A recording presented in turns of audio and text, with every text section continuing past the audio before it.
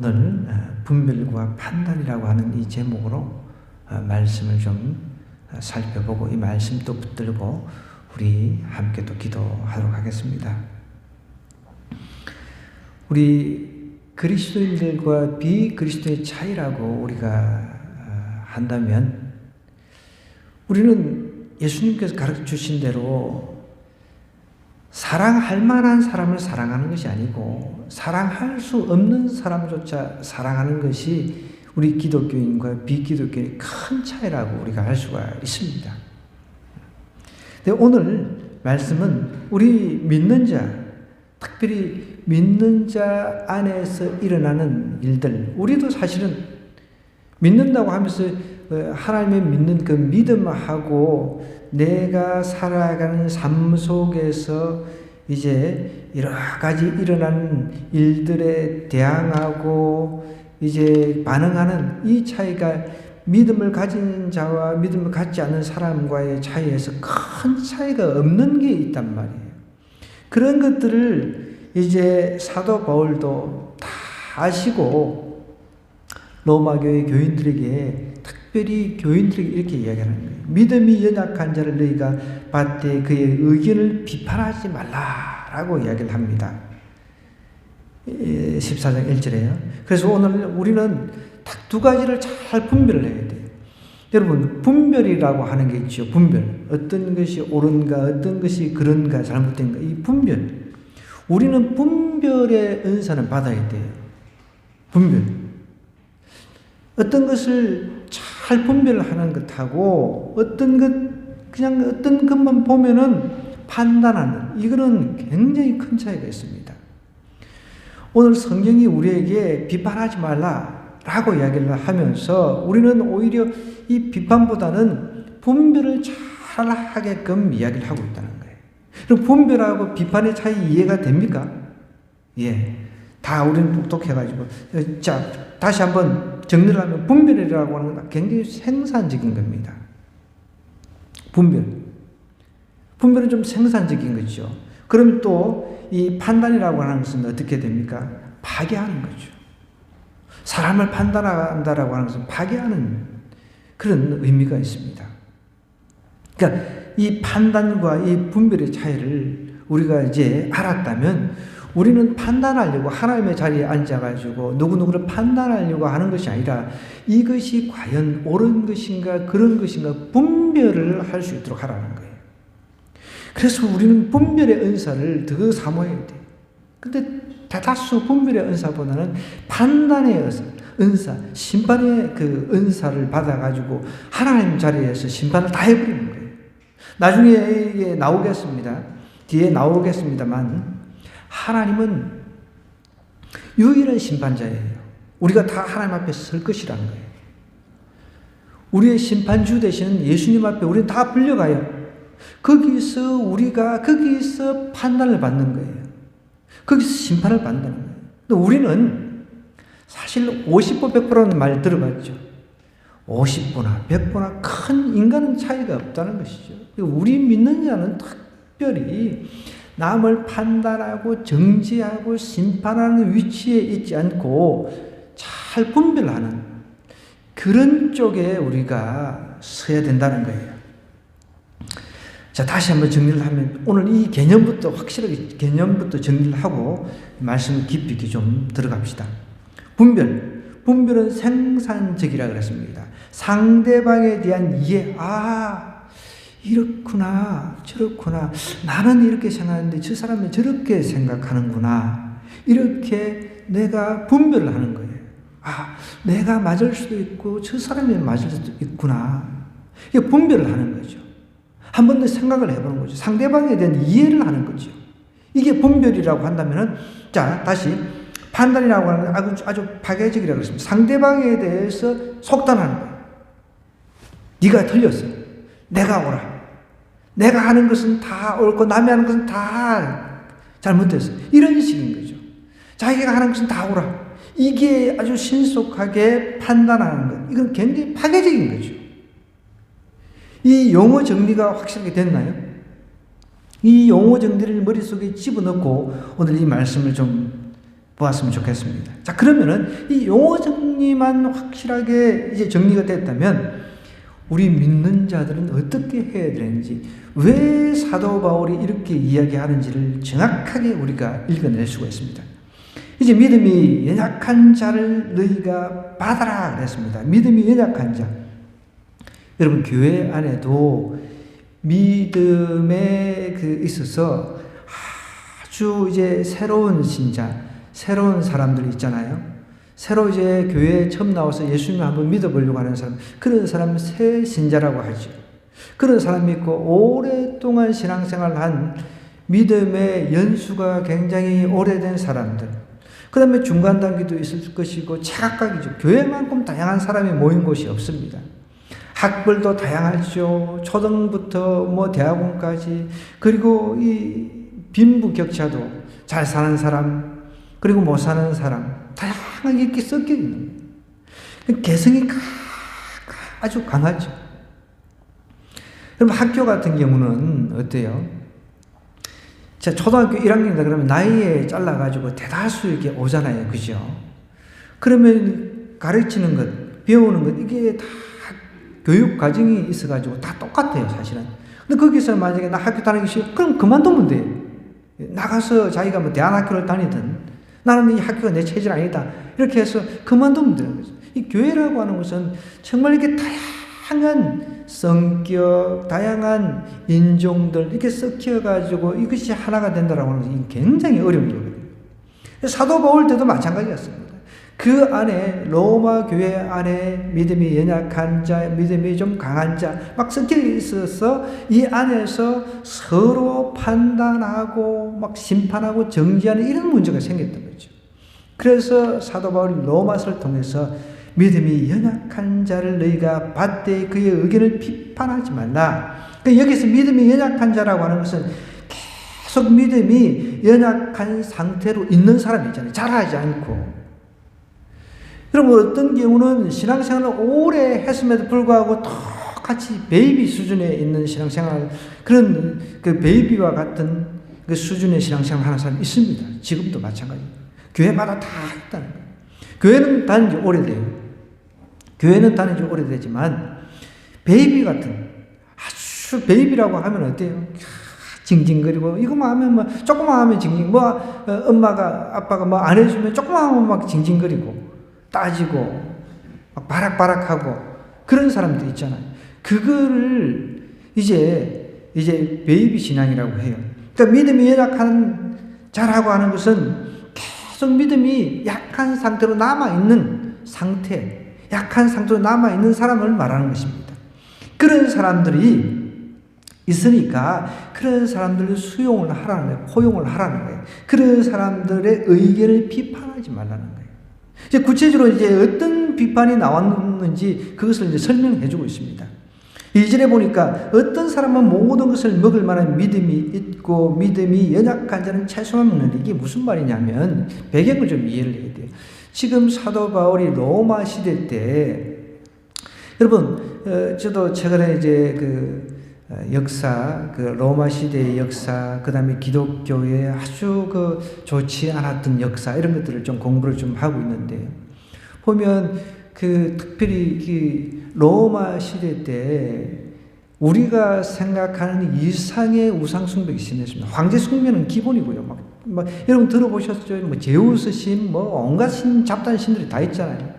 그러니까 보편적으로 많은 사람들이 다 각자의 신을 섬기고 있었단 말이에요. 그런 가운데서 이제 시장에서 파는 그런 고기들은 그 신에게 제사를 각자가 믿는 신에게 제사를 다 드리고, 이제 우리에게 복 주십시오 하고 이제 내가 믿는 신에게 복을 빌고 난 뒤에 그 고기 같은 걸 제사를 다 드리고 난 뒤에 그거를 다 시장에다가 내다 팔았단 말이에요. 시장에 유통이 되고 있는 거예요. 그러면 사실은 대다수가 그렇게 했기 때문에 우리가 이제 고기 같은 걸 먹으려고, 일반 사람들이 고기 같은 걸 시장에서 사 먹으려고 하면은 시장에 가가지고 거의 대다수가 제사를 지낸 음식, 그런 것을 사 먹을 수밖에 없는 그런 구조였다는 거예요. 그런 배경을 좀 이해를 해야 이게 이해가 좀 되는 거예요. 그러니까 이제 이런 상태에서 이제 처음 신앙생활을 하는 사람들이 교회 안에 있을 거란 말이에요. 그러면은 자기가 우상숭배를 해봤기 때문에, 자기가 우상숭배를 해서 고기를 시장에 내다 팔고 이제 해봤기 때문에, 나는 그런 우상숭배, 이거는 찝찝하니까 나는 안 먹겠어요. 이렇게 하는 사람이 있단 말이에요. 그러면 이제 신앙이 이제 어느 정도 뭐 자라고 신앙의 연수가 좀 있는 사람들은, 하나님께서 우상숭배라고 하는 것은, 우상이라고 하는 것은 아무것도 아니다. 그거 신경 쓰지 마. 그냥 우상은 아무것도 아니니까 그냥 그거 먹어도 된다. 이렇게 이제 이야기를 하면서 막 정죄를 하고 판단을 하는 일이 있었다는 거예요. 그런 배경을 우리가 이해를 해야 돼요. 이제 처음 들어와가지고 이제 예수님을 믿어보려고 하는데, 이제 음식 같은 거 가지고 이제 이게 공론화돼가지고 이게 이제 믿는 사람들끼리 이제 시비가 붙는 거죠. 그러니까 신앙이 좀 든든한 사람들, 신앙에 연륜이 있는 사람들은 그건 먹어도 되는데 그거 가지고 왜 자꾸 그래, 이런 식으로 이제 이야기를 하니까 사도 바울이 그 믿음이 연약한 상태로 있는 사람들 있는 그대로 받아주어라 라고 이야기를 하는 거죠. 여러분, 믿음은 사람이 믿음을 일으킵니까? 사람이 믿음을 성장시킵니까? 아니잖아요. 하나님께서 믿음을 성장시키신다는 거예요. 그 때를 기다리면서 우리가 기도할 수밖에 없는 것이죠. 그래서 여기서 어떤 사람은 모든 것을 먹을 만한 믿음이 있고 믿음이 연약한 채소만, 그래서 이제 나는 시장에서 유통되는 게 다 제사상에 올려졌던 거기 때문에 난 그걸 아니까 나는 채소만 먹겠다. 그래서 결국은 고기를 뭐 안 먹고 이제 채식주의가 되는 것이죠. 그러면 사람들이 이렇게 비난을 할 수 있으니까 그런 사람들을 받아들이라는 거예요. 받아들이라는 거예요. 그의 의견도 비판하지 말라는 거예요. 여러분, 우리나라도 개고기 먹는 것 가지고 굉장히 논쟁이 많이 일어났잖아요. 특히 이제 프랑스라든지 외국에서는 우리나라 사람들 개고기 먹는다고 엄청 욕하고 막 이거를 이제 그 논란이 돼가지고 이 개고기 식용 문제가 지금도 아주 시끄러울걸요. 그래도 보면은 여전히 개고기 좋아하는 사람들은 다니면서 이제 멍멍탕 이렇게 드시잖아요. 그죠? 저희 우리 장준선 권사님도 개고기 되게 좋아하시거든요. 예. 저는 고기를 별로 안 좋아해가지고 막 쳐다보기 싫고 막 냄새도 맡기 싫어합니다. 근데 먹는 자는 먹지 않는 자를 업신여기지 말라는 거예요. 나는 믿음이 있으니까 우상 제물주로 나는 먹을 수 있으니까 그러면은 너는 그렇게 먹고 대신 믿음이 아직까지 이제 연약해가지고 그 우상에 대해서 좀 찝찝하고 막 벌벌벌 떨고 이런 사람들도 있잖아요. 그런 사람은 그런 사람대로 비판하지 말라는 거예요. 받아들이라는 거예요. 오히려 우리는 어떻게 분별하는 거예요. 믿음이 약하구나. 이렇게 받아들이는 거죠. 제가 예전에 부목사 시절에 어떤 권사님의 요청을 받고 그 딸이 자꾸만 부적을 사가지고 이제 한번 좀 방문을 해달라 해서 제가 갔었거든요. 이제 부적이라고 하는 것도 사람들이 그게 쏟겨가지고 계속 꼬임을 받아가지고 처음에는 액수가 적어요. 그런데 계속 이제 액수를 늘리면서 이거 안 사서 이거 사가지고 뭐 집에다가 뭐 차에다가 뭐 주머니에다가 이렇게 집어넣지 않으면 큰 화를 당한다고 자꾸 협박을 하고 겁을 주니까 이제 나중에 액수가 이제 큰 거예요. 뭐 500, 나중에 뭐 2000 뭐 이렇게 나가는 거예요. 이렇게 지금 이제 자기 시집간 딸이 이런 상태니까 이제 제가 이제 갔습니다. 가서 그 부적을 다 꺼내라니까 어디서 주워 넣으라는지 다 나오는 거예요. 그래서 제가 다 끄집어내가지고 혹시 깡통 같은 게 있냐고 깡통을 하나, 빈 깡통을 하나 준비를 시켜가지고 베란다에 가서 제가 그 부적을 다 태워버렸습니다. 근데 이제 불안하잖아요. 이게 믿음이 없으니까 이분이. 불안해하지 마십시오. 이거 갖다가 이제 이걸 태우거나 이거를 뭘 다른 사람한테 알려주면 큰 화를 당한다라고 이제 이미 경고를 받은 그런 상태인지라 제가 이제 이거 태우고 있으면 얼마나 마음이 불안하겠습니까? 제가 여기서 예배 드리면서 이제 전혀 보시라고 지금 이렇게 뭐 해받는 거 없지 않느냐 그러면서 이제 가까운 교회로 인도했던 적이 있거든요. 그러니까 그렇게 믿음이 연약한 사람들은 불안한 거지. 이거 진짜 부족을 만들어준 사람이 이야기한 대로 내가 화를 당하면 어떡하지? 자기 남편이 뭐 교통사고 당해서 죽는다, 뭐 이런 협박을 했다는 거예요. 자녀들이 또 뭐 병이 걸리고 이런 협박을 했다는 거예요. 우리는 그런 협박에 넘어가면 안 되는데, 이제 예수님 믿으려고 하는 이런 연약한 사람 입장에서는 굉장히 두려울 수밖에 없죠. 그래서 우리는 교회 안에서도 마찬가지입니다. 이제 새로운 가족이 왔잖아요. 예를 들어서 우리 심 선생님 같은 경우에 새 가족이잖아요. 지난주 오는데 그렇게 이야기를 하시는 거예요. 누가 제사 음식을 갖다 줬대요. 그건 자기가 갖다 버려버렸대요. 제가 그랬습니다. 그건 아무것도 아닙니다. 먹어도 된다고. 드셔도 된다고. 괜찮다고. 그렇게 저는 이야기를 했거든요. 근데 이제 이분 입장에서는 찝찝한 거예요. 그래도 우상의 제사 음식이니까. 만약에 예를 들어서 그 음식을 갖다 준 사람 입장에서 보면 괘씸한 거죠. 만약에 자기가 준 성의를 무시하고 음식을 갖다 버렸다. 이것이 이제 그 사람에게 이제 들려지면 얼마나 기분 나쁘겠습니까? 그렇죠? 그래서 우리는 믿음이 연약한 사람들이 그 믿음 수준에서 행동하는 것을 판단하거나 정죄하거나 그렇게 하지 말라는 거예요. 제가 그래서 만약에 그거는 뭐 그렇게 하면 안 된다 막 이게 아니라 우상은 아무것도 아니니까 본인이 그렇게 버렸다 하니까 뭐라 하겠어요. 제가 어떻게 보면 그래도 믿음의 표시잖아요. 제사 음식 안 먹겠다. 근데 보통 보면요, 우리 한국에서도 우리 기독교인들이 제사 음식을 안 먹는다는 걸 알기 때문에 제사를 드리면 제사상에 올렸던 음식은 잘 안 줍니다.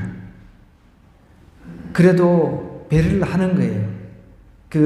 제사를 드린 사람들도 제사상의 음식은 그냥 자기들이 먹고 제사상에 올리지 않은 음식을 주는 경우가 대다수입니다. 그러니까 행여 앞으로 우리 옆집에서 앞집에서 제사를 드리는데 이제 명절에 제사를 드리고 난 뒤에 이제 음식을 이렇게 좀 나누고 싶어 하는데 이 음식 좀 드세요 이러면은 어떤 사람은 진짜 그렇게 대놓고 제사 드린 음식이 이렇게 묻는 사람들도 진짜 있어요. 그럼 큰 신뢰죠. 그러면 상처를 받아버리죠. 감사합니다. 인사하고 잘 먹겠습니다. 하고 물론 잘 먹겠습니다. 하고 버려버리면 또 안 되겠지만은 사실 우리가 그 정도는 센스 있게 알아들어야 되는 거예요. 저도 어릴 때 저희 친구가 교회 다니는 목사 아들이었잖아요. 근데 저희들은 제사를 지내고 늘 친구니까 그러면 이제 같이 만나서 야 니네는 그 제사 음식 안 먹는다며 제가 이렇게 물어보고 그랬어요. 그러니까 이제 얘도 이제 어릴 때니까 초등학교 때니까 뭐 그렇다고 이야기를 하는 거죠. 그런데 대다수 우리 한국 사람들도 우리 믿는 사람들한테는 제사를 지낸 것을 주지는 않습니다. 거의 제사를 지낸 것을 그 음식을 제사를 지내면 막 이렇게 깎잖아요. 배도 깎아놓고 뭐 이렇게 표시도 해놓고 그러잖아요. 그런 것들은 자기들이 다 먹고 그래도 기본적으로 예의가 있어가지고 제사를 지내지 않은 음식을 줍니다. 그걸 아시죠?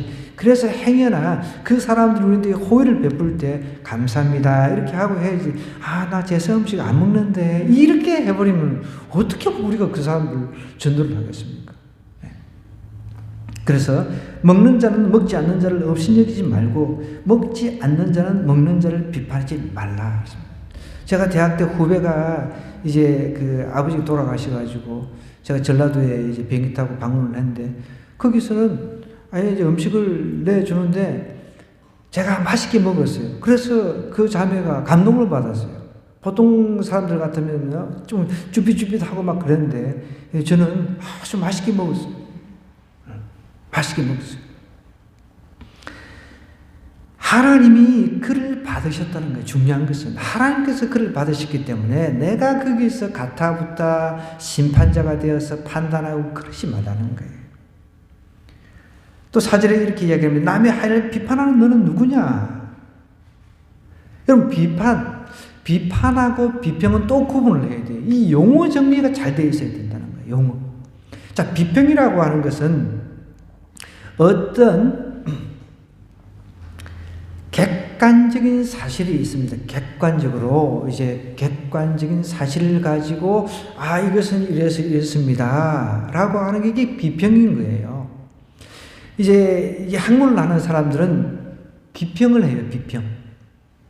어떤 하나의 그 문제가 있으면 제목이 있으면 이건 이렇게 이렇습니다. 이렇게 해서 막 주석을 달고 각주를 달고 논문을 쓸 때 이제 비평을 하는 거예요. 비평. 그래서 이제 비평학 같은 거 비평도 배우는 거예요. 저희들 같이 신학을 한 사람들은 그렇게 비평이라고 하는 것은 객관적인 사실을 기준으로 해가지고 이런 문제에 대해서 이렇게 비평을 하는 것하고 그냥 여기서 말하는 비판, 내가 하나님의 입장에 대해서 너 잘못했어. 너 이렇게 잘못했어. 나는 옳고. 이 비평하고 비판하고 또 구분을 해야 돼요. 여러분, 우리 그 정치하는 사람들 보십시오. 토론하는 사람들 보면은 이거는 비평이 아니에요. 비평이. 거의 비판이에요. 자기는 옳고 남은 다 틀렸어. 상대방 다 틀렸어. 그러니까 서로 싸움이 되는 거잖아요. 비평은 이 사람은 이렇게 이 관점에서 이렇게 생각하는구나 이렇게 생각하면서 그 사람한테 한 수 배울 수가 있단 말이에요. 근데 여러분 누가 나를 비판한다 생각해요. 내 기분이 좋아요? 안 좋잖아요. 기분 확 상해버리잖아요. 그죠? 마음의 문이 확 닫혀버린다는 거예요. 그래서 이렇게 성경이 이렇게 얘기해요. 남의 하인을 비판하는 넌 누구냐? 그때 당시 그 문화를 우리가 또 이해를 해야 돼요. 그때 당시는 종의 문화가 있었잖아요. 종의 문화. 많은 사람들이 종을 데리고 있었어요. 종이라고 하는 것은 그때 당시 문화에서 굉장히 자연스러웠습니다. 전쟁이 많았기 때문에 전쟁이 치면은 그냥 다 종이 되는 겁니다. 그러니까 종이 되니까 종이 많았잖아요. 어마어마한 그 집을 소유하고 그런 사람들 같은 경우 종들이 다 일을 하고 그렇게 하잖아요. 저희 어릴 때도 종들이 있었거든요.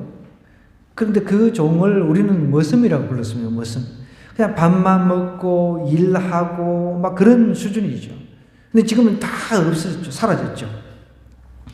남의 하인을 비판하는 너는 누구냐? 그가 서 있는 것이나 넘어지는 것이 자기 주인에게 있으면 그가 세움을 받으리니 이는 그를 세우시는 권능이 누구에게 있다고요?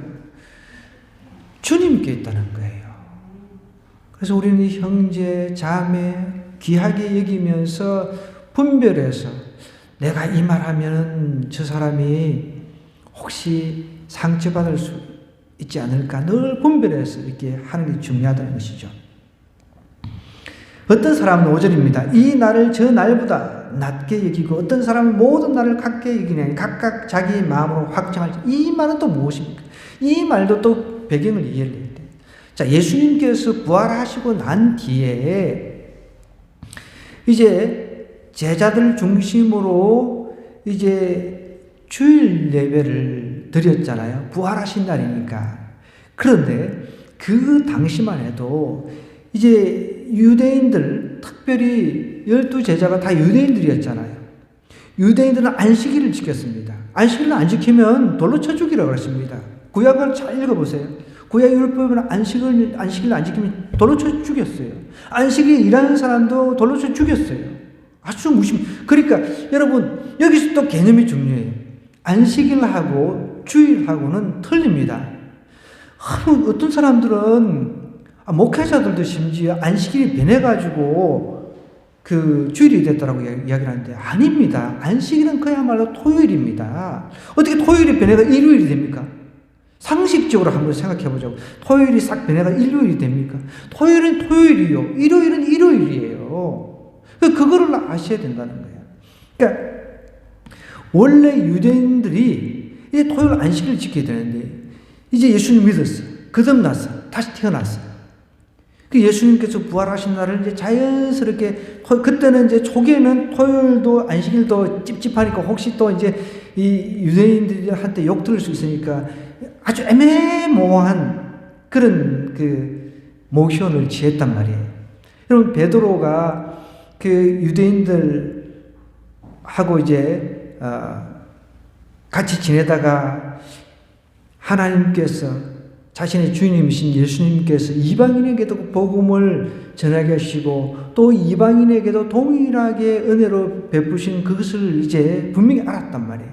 그런 가운데 이방인들하고 교제하면서 밥 먹다가 이제 사도 바울한테 들켰잖아요. 그래가지고 아주 된통 혼났죠.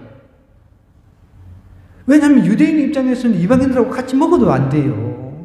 유대인 입장에서 이방인들은 개나 돼지 취급을 받는 사람이거든요.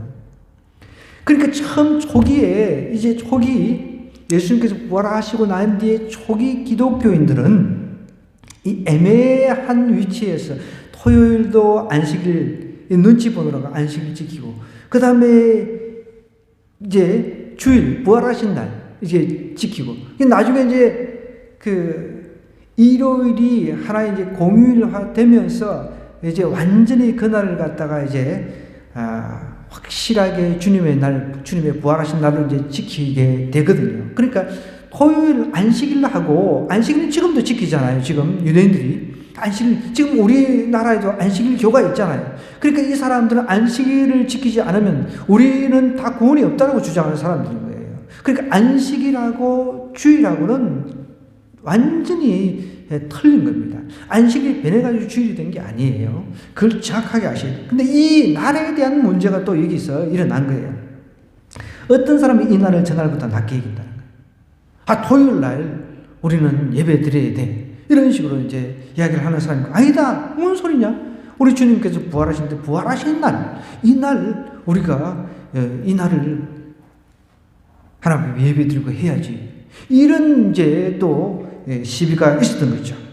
그리고 어떤 사람은 이 날을 전날보다 낮게 여기고 어떤 사람은 모든 날을 같게 여기나니 이제 이 날 중에서도 이제 특별히 유대인들 같은 경우는 절기 있잖아요. 절기를 철저하게 지키잖아요. 뭐 6월절부터 시작해서 뭐 이 성경에서 구약 성경에서 이제 이야기해 놓은 그런 절기들을 철저하게 지키잖아요. 지금도 안상홍 증인회 같은 경우는 6월절 가지고 이제 6월절 지킨다고 자기들은, 우리는 6월절을 안 지키잖아요. 그러니까 우리 보고 이제 구원 못 받는다고, 자기들은 6월절을 지키기 때문에 구원 받는다고, 그 말도 안 되는 헛소리를 하고, 6월절을 통해서 우리가 구원을 받는 게 아니잖아요. 6월절이라고 하는 것은 예수님께서 어떻게 보면 우리를 위해서 희생한 것을 기념하는 거죠. 6월이라고 하는 것은 피를 보고 넘어갔다는 뜻이잖아요. 그죠? 그래서 상징적인 것이죠. 이미 이 땅에 오셔서 우리 예수님께서 우리를 위해서 돌아가시고 죽으시고 피를 흘리시고 부활해 주셨잖아요. 우리는 그분을 통해서 구원받은 데 우리가 그 염소나 양 때문에 구원받은 게 아니잖아요.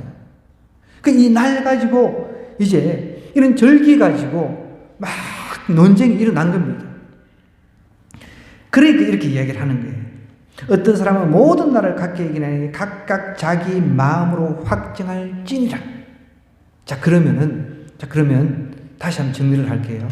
여러분, 오늘날 우리는 주일날이라고 하는, 세상 사람들은 일요일이라고 이제 설정을 하지만 우리는 주님의 날이라고 합니다. 그래서 이날 모여서 흩어진 우리가 세상 속의 교회에 있다가 이제 전체 다시 한 곳에 모여가지고 다시 예배 드리면서 성삼위 하나님을 예배하면서 새로운 영적인 힘을 공급받아서 또 세상으로 파송되잖아요.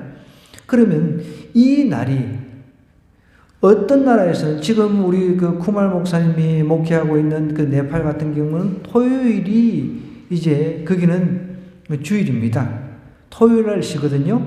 그럼 토요일 날 쉬어요. 그러면 여기에 있는 한국에 나와 있는 노동자들, 네팔인들 같은 경우는 어떻게 할까요? 그 사람들은 우리 한국의 실정에 맞춰가지고 한국이 토요일 날도 쉬고 뭐 일요일도 쉬니까 한국에 맞춰가지고 예배를 드리죠. 그럼 저기 가면 어떻게 해요? 네팔에 가면 토요일 날 그들은 예배를 드리는 거죠. 그 날이라고 하는 것은 어떻게 보면 중요하지만 우리에게는 주님의 날이 매일매일이 사실은 주님의 날이잖아요. 그래서 성경, 영어 성경을 읽어보면 The Lord's Day. 그 주님의 여러분 한 날이 내 날이 아니라는 거예요. 주님의 날이라는 거예요. 그러면 주님의 날이 꼭 주일 우리가 지키는 일요일 이 날만 주님의 날인가요? 아니잖아요. 토요일도 주님의 날이고 금요일도 목요일도 수요일도 화요일도 월요일도 다 주님의 날인 거잖아요. 이 날 가지고 우리는 이 날 지키는데 니네는 왜 저 날 지키냐? 왜 이런 식으로 싸우고 그렇게 하지 말라는 거죠. 우리는 편의상 나라가 이제 전 세계적으로 정해진 일요일을 이제 쉬는 날로 정했으니까 지금은 이제 토요일하고 이제 일요일 우리는 다 쉬잖아요. 일요일 날 우리는 또 부활하신 날로 기념해서 이 날 주님께서 부활하셨기 때문에 또 이 날 올 가능성도 높잖아요. 사실은 우리가 정확하게 알 수는 없죠. 부활하신 그날 그 모습으로 구름 타고도 오실 수도 있으니까 이날 우리는 축제의 날로 예배하는 날로 그렇게 지키는 겁니다. 이미 2000년 전에 이 날 가지고 서로 판단하고 정죄하고 이런 일이 있었던 거죠. 나를 중히 여기는 자도 6절에 보면 주를 위하여 중히 여기고 먹는 자도 주를 위하여 먹으니 이는 하나님께 감사하며 먹지 않는 자도 주를 위하여 먹지 아니하며 하나님께 감사하며 날 그리고 먹는 것 이거 가지고 서로 정죄하고 판단하고 그렇게 하지 말라는 거예요. 먹지 않는 자도 주를 위해서 먹지 아니하며 하나님께 감사하라는 거예요. 우리는 이 7절입니다. 우리 중에 누구든지 자기를 위하여 사는 자가 없고 자기를 위하여 죽는 자도 어떻게 해요? 없도다 그랬습니다. 이 말은 무엇입니까? 이때 당시 사도 바울이 복음을 전하던 이 당시에는 정말 위험했잖아요. 언제 죽을지 모르는 상황이었습니다. 그냥 이 사자밥이 될 수도 있기 때문에 정말 이 사도 바울 이 당시 초기 그리스도인들은 자기를 위해서 살지 않았다는 거예요. 자기 자신을 위해서. 오직 그리스도 예수를 위해서 살았습니다. 그걸 이야기하는 거예요. 자기를 위해서 사는 사람이 없었다는 거예요. 그 당시만. 그런데 오늘날 우리 기독교인들은 말로는 예수님을 위해서 하나님을 위해서 산다 하면서 다 자기를 위해서 사는 거죠. 8절에 보십시오. 살아도 주를 위해서 살고 죽어도 주를 위해서 죽나니 그러므로 사나 죽으나 우리가 주님의 것이라는 거예요.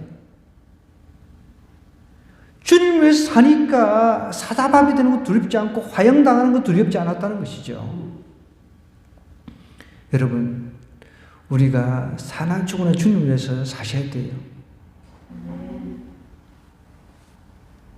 이를 위해서 그리스도께서 죽었다가 다시 살아나셨다는 거예요.